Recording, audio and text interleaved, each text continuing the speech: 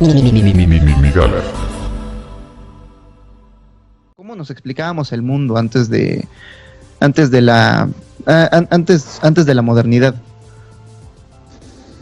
Bueno, pues esencialmente antes de que pudiéramos estar en estas condiciones de la llamada ciencia moderna, pues digamos, no necesariamente yendo al origen de todo, ¿no? Pero en algún momento podríamos estar hablando de la filosofía natural, que esencialmente pues ante la falta de tener la tecnología necesaria para llevar a cabo determinados experimentos, pues básicamente la filosofía y la ciencia estaban, digamos, unificadas en algún tipo de protociencia, de tal manera que era difícil distinguir la una de la otra. Muchas veces incluso se mezclaban visiones de índole, digamos, teológica para complicar aún más las cosas. Entonces fue hasta que, bueno, en algún momento de la historia, pues pasando por determinadas revoluciones y movimientos en la historia de la humanidad, fue que se comenzó a recurrir principalmente al método científico como una fuente de raciocinio, ¿no? Básicamente, gracias a que empezó a haber esa diferencia, fue que se pudo comenzar a discernir entre lo que la gente creía y lo que la gente sabía o podía saber. Por lo tanto, en realidad eso fue, digamos, uno de los comienzos de la ciencia, y pasar de modelo en donde simplemente personajes aparentemente aislados, porque así nos cuentan la historia, ¿no? Que de pronto Darwin estaba aislado, Newton estaba aislado, todo el mundo parece estar desde el punto de vista histórico aislado, pero en realidad muchos de esos científicos eran contemporáneos, al menos dentro de su mismo campo, pues intercambiaban por lo menos cartas, ¿no? Igual y no se mandaban WhatsApps ni correos, pero correo físico, eso sí que lo hacían. Y lo menciono porque el siguiente gran cambio fue, por ejemplo, el primer paso a la ciencia moderna como la conocemos, que no nada más el conocimiento se quedara limitado a personajes individuales dispersos en el mundo, sino que empezaran a publicar formalmente sus resultados en una revista científica. Y de hecho, la primer revista científica de la historia también fue básicamente de Inglaterra, que es el Philosophical Transactions, y ahí fue donde comenzaron a publicar Newton y básicamente otros de sus contemporáneos, ¿no?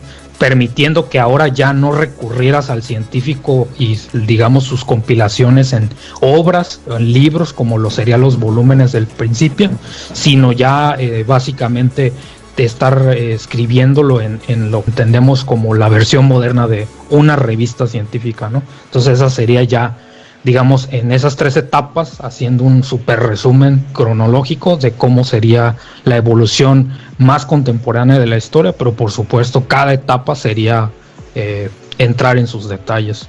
¿Cómo se llamaba? Philosophical Transactions. Sí, a reservas de que me equivoque del nombre, se llama Philosophical Transactions, pero te lo puedo confirmar. Se me hace bien interesante que todavía se refieren a esta como nueva rama del conocimiento como filosofía, ¿no?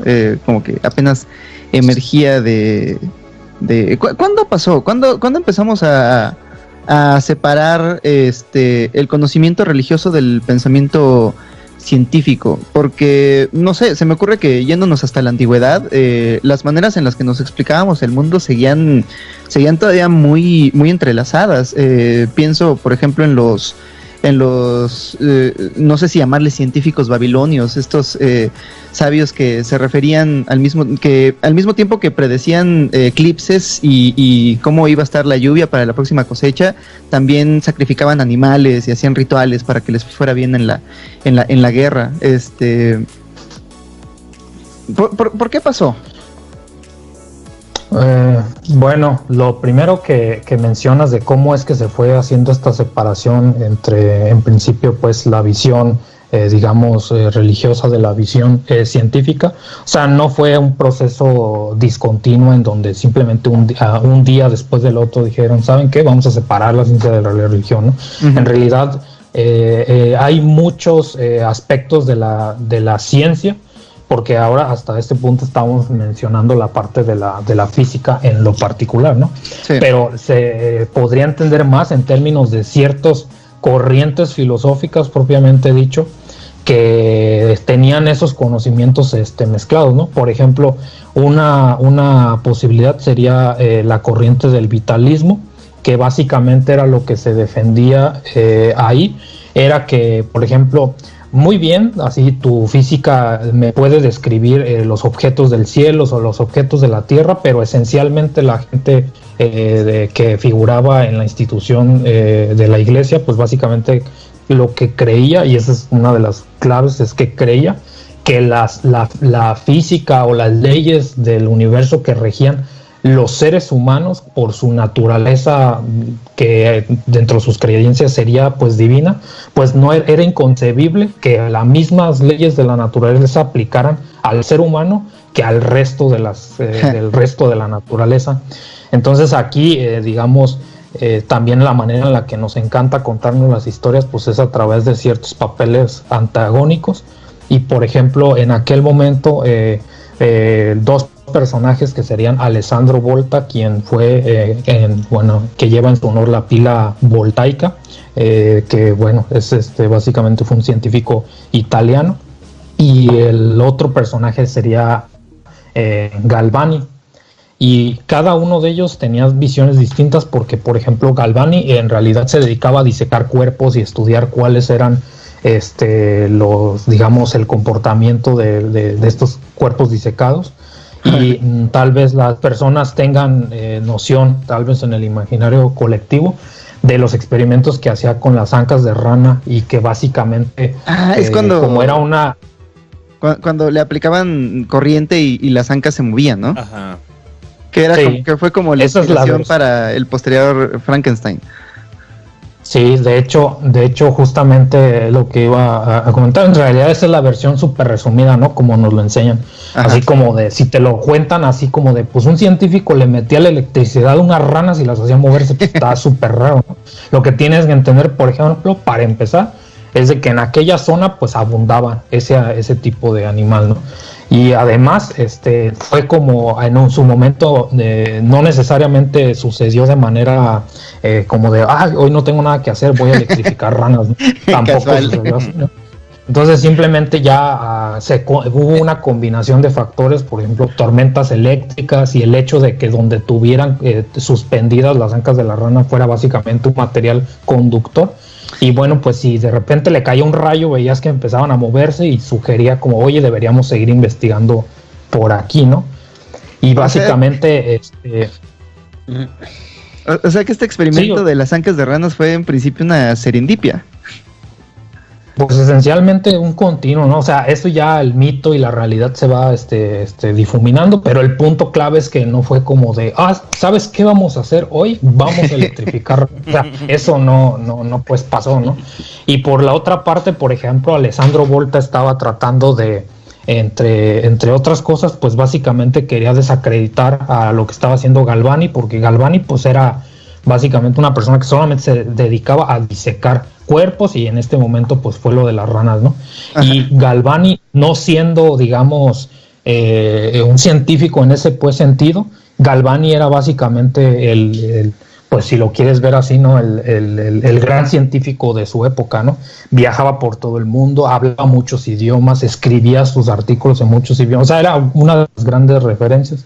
Entonces cuando Galvani llega y propone una explicación de por qué lo que le llamaba esto la fuerza vital de los organismos era lo que los hacía moverse, pues Alessandro Volta no toleraba que pues alguien que no tuviera sus conocimientos estuviera proponiendo algo así. Entonces lo intentó desacreditar en cada ocasión, porque decía no, es que la electricidad proviene de los cables que estás usando, y Galvani demostraba que pues no era así, ¿no? Y luego decía, bueno, pero solo funciona si tienes dos tipos de metales, y Galvani le demostraba que no era así, y mucho tipo de intercambios, y digamos la historia hasta ese punto pues termina en que Galvani fue el primero en morir, y de hecho Volta tuvo que cambiar cambiar de opinión, porque resultó que justamente intentando demostrar que Galvani se equivocaba, terminó dándole la razón cuando pudo construir, inspirado en cómo es que funcionaban ciertos órganos de ciertos animales que generaban bioelectricidad,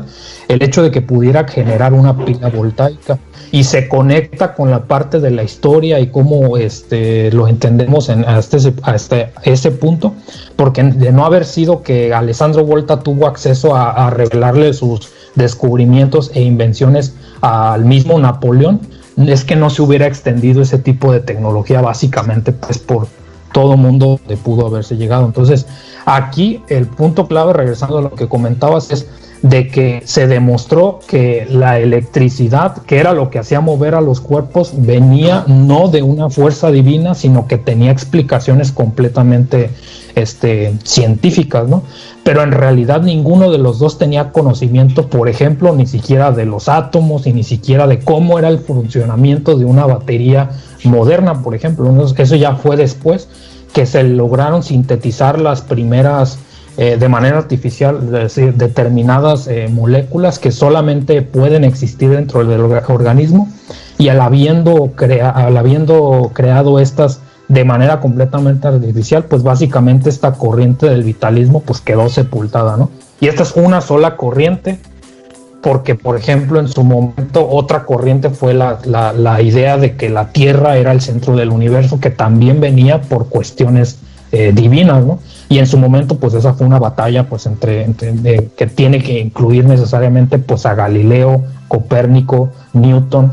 Entonces básicamente, y pues sí, como del otro lado, como no podía ser en aquella época, pues también a la iglesia, que justamente era quien financiaba a Galvani, porque ellos lo que querían hacer, digo irónicamente, lo que querían era demostrar que existía el alma. Por eso se ponían a disecar cuerpos o sea, no era directamente porque quisieran mejorar el conocimiento de la medicina moderna, sino que decían, no, el alma existe, tú encuéntrala aquí, ¿no? Ajá. Entonces, irónicamente, pues, gracias a eso fue que se demostró, no eso en particular, pues, pero la disputa entre Volta y Galvani, y pues básicamente eso acabó en ese dilema.